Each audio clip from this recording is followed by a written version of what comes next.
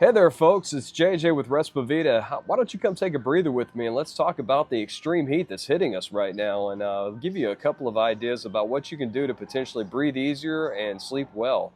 All naturally, of course. Looking to reduce those barriers between you and the hospital. And I'd love to make sure that you're not coming into the hospital, into the ER, because you're having a lot of breathing issues because of this crazy heat that's hitting us right now. So we're seeing triple digits, and a little bit of background. We've seen a few folks come into the hospital recently with heat stroke. I don't know what gets into people's heads about going out and doing yard work and all this stuff. As soon as it hits the 100 or the 101, hey, I got to go and do some mowing. I got to go and take out those weeds that's in my garden. I got to do all that stuff. And then about 2 or 3 hours later, they're in the hospital and they're like, I don't know what happened. So let me give you a few tips about what you can do to potentially keep yourself out of the hospital, keep yourself breathing naturally, and of course, sleeping well every day. So big situation that you want to make sure is you want to stay hydrated. I don't know how to tell you this anymore because as soon as you come into the emergency room, we're going to stick an IV into you. We're going to start hydrating you. So go ahead and do it naturally. Drink water. 8. Yeah, I know it says 6 to 8, but let's hit 8 to 12. Let's get really hydrated because when you get to these levels of the heat, when the temperature is getting up there in the 100, 105, 110 degrees, even if the temperature says it's in the 90s, but the real feel is that 100, 105, you're going to want to make sure that you are staying hydrated. Why is that important? Because your body is an engine. And it loves to stay around that 70 to 80 degrees on the outside, 96 to 98 degrees on the inside. And so when it starts getting hotter outside, think about your car engine. What happens when you're starting to run that engine a lot harder? You're going to start using fuel. Fuel is oxygen, water, metabolism, your electrolytes, the fat that's in your body, all these other things. It's going to start to really burn that stuff to make sure that it's giving you the energy that you need to make it. It goes into a survival mode.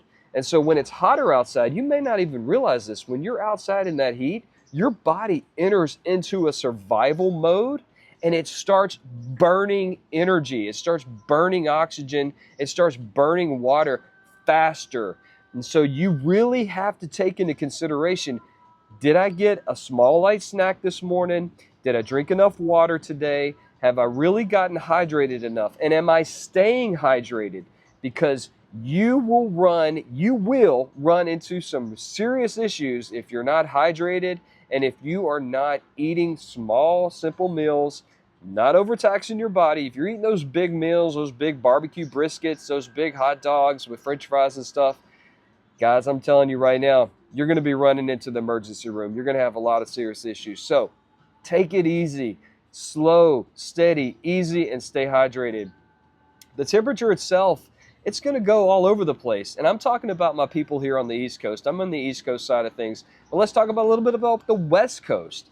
Dry heat. We see, I'm going to move to Arizona and live in the dry heat because I have asthma or COPD.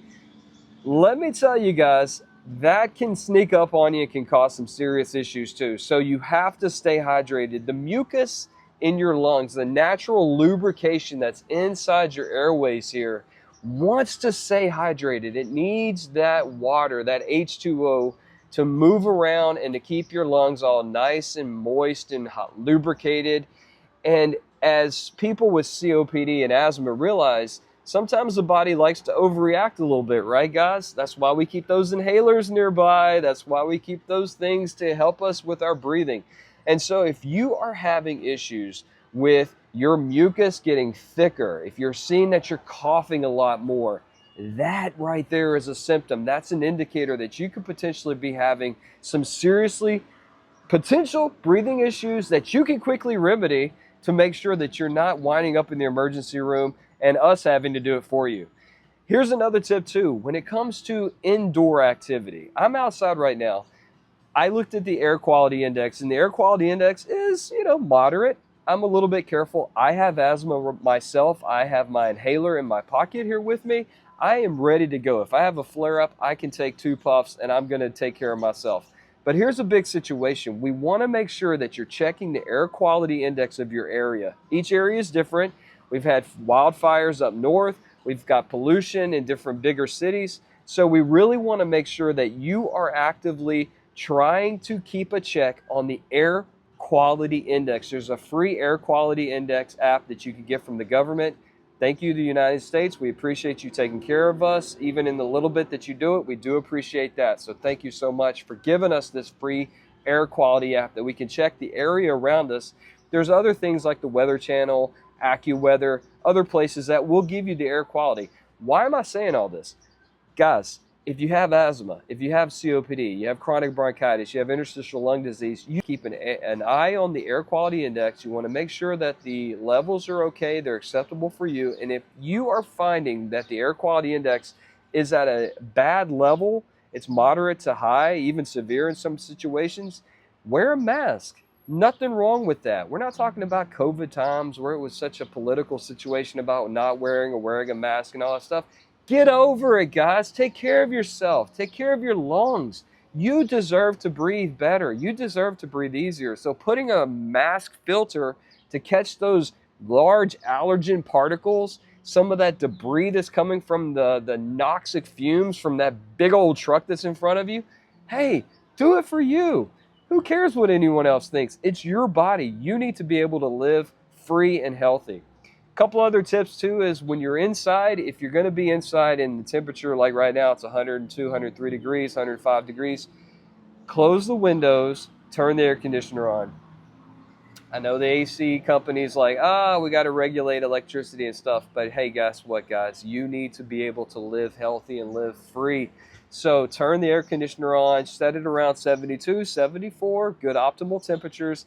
And so with that, you're putting that in there. If you don't have an air conditioner, okay, understandable, grab a fan. $25 at Target, Walmart, somewhere else, Dollar General's got fans. Grab a fan and put it on your face. Make it easier when you're taking the breaths in, that you're getting the breaths in without having to suck this watery, thick air into your lungs. It comes into you naturally. It helps you breathe easier. A couple of more quick little tips, and then we're going to go for today. But big thing is when you're sleeping. Oh my goodness. I know personally, I can't sleep when it's hot. And I'm talking 75 or higher. So turn a fan on, circulate air into your room. Make sure you're getting the right sheets that's going to be on the bed, that's going to induce some natural temperatures for you to sleep in naturally. We're talking like some thin sheets, like thin cotton, maybe satin. Satin sometimes can get sticky if you're sweating already. So I'm a little bit more of a cotton type of person myself, and you want to make sure it's breathable. And here's another tip that I'm going to tell you here really works for me and a lot of my patients that I've talked to is cold showers, cold baths. And we're not talking like extreme cold. I'm not talking about like going and putting 25, 30 different ice cubes into the bath or the shower, putting ice cubes on your bath and shower. No, turn the temperature down where it's not hot, it's not cold. Somewhere in the middle, like right in that middle, let it hit the back of your neck. What you're doing is you're telling your brain, hey, you can calm down. We're not in survival mode. We're not outside anymore. We're not trying to breathe. We're not trying to live. We are trying to sleep now, brain. So you tell your brain to calm down. Hey, who would have thought that, right? There's also a couple other little tips too, where these areas right here where your pulse is, believe it or not, there is a ton of nerve receptors there. When I'm doing arterial blood gases and sticking a needle into this area, we were made with these massive nerves around the area so we can feel that something that's not supposed to be there is going in there, and you can react to it, and it can keep you from bleeding out. That's what they were created for, all these nerves in this area. But believe it or not, it also has a direct connection to your brain.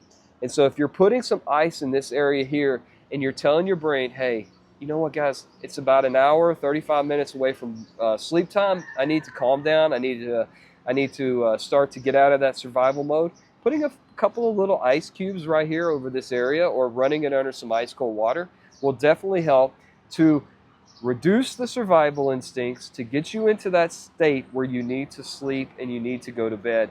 And then that will get you into that nice deep sleep, that REM sleep that's going to be beneficial to you getting the rest that you need. I'm sure like me, you've probably run into situations where you're waking up.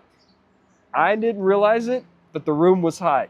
And I'm like, oh, I'm tired now. I don't want to go to work. I don't want to go see all these people that need my breathing education. I have to give them their medicine and stuff like that. Oh, I'm tired. If I had just done these few simple things, a little bit of ice, a little cold water, a little bit of ice, relaxing in a nice cool environment, turning the fan on before I go to sleep, keeping the fan on, and then sleeping with the right things is really good. I'm also going to say this, guys, and you know what? I'm married. I have a wonderful, beautiful wife, Guatemalan. She's amazing. She's supportive, loves me to death, and she loves to snuggle. And when I start to sweat and get hot, that can cause me some serious issues when I'm ready to go to sleep. So I just want to tell you guys out there, when it's hot outside or it's hot in your room, snuggling, it's okay. I'm giving you permission now to tell your spouse or your loved one or girlfriend or whoever, boyfriend, hey guys, I need my own little space right now. I got to cool off. I got to find my own place, because you want to give them a nice day tomorrow. If you guys are going out and doing stuff, or you're about to go to work tomorrow or tonight or whatever, you want to make sure that you're getting the right sleep you need for you, so you can help them to live a good life as well. So hopefully this is helping you. The heat is hot, guys. Turn the AC on. Enjoy that cool fan coming to you. Take your medications. Don't stop taking them because you have decided, oh, I'm fine now. I'm inside. I don't need my meds today. I'm going to be okay. No, take your medications. Stay on schedule. Stay cool. Wear a mask if you're seeing that the air quality is bad outside. There's actually air purifiers that's on our website, www.respivida.net, that I recommend. These are things that I have actually worked with and found from patients and doctors and other people, that these are great air purifiers that you can put into your room to help clean your room. There's nebulizers that you can make sure that you're getting. Depends on what you're taking, mesh versus liquid nebulizers, you know, different things like that. So you can really work on that. And then there's some breathing trainers that can help improve your breathing exercise. I am not recommending any type of exercise outside when it's 105 degrees. As a matter of fact, I started off with like trying to figure out what is the deal with people doing all of this yard work outside when it's 105 degrees. I got a man right now in the intensive care unit that had a lawnmower flip on him and it crushed his rib cages. Now he's got issues breathing. He's going to have serious issues, and he's 82 years old.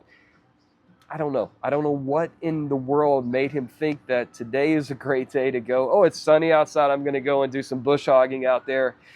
And yeah, now he's got a long road ahead. We're talking months, weeks, maybe years ahead of him. So be sensible, be straightforward. But my main goal here with you all is to give you some education that you can live by, breathe easier, sleep well, live better. BSL with RespiVida. Check in with me every week. Like, subscribe.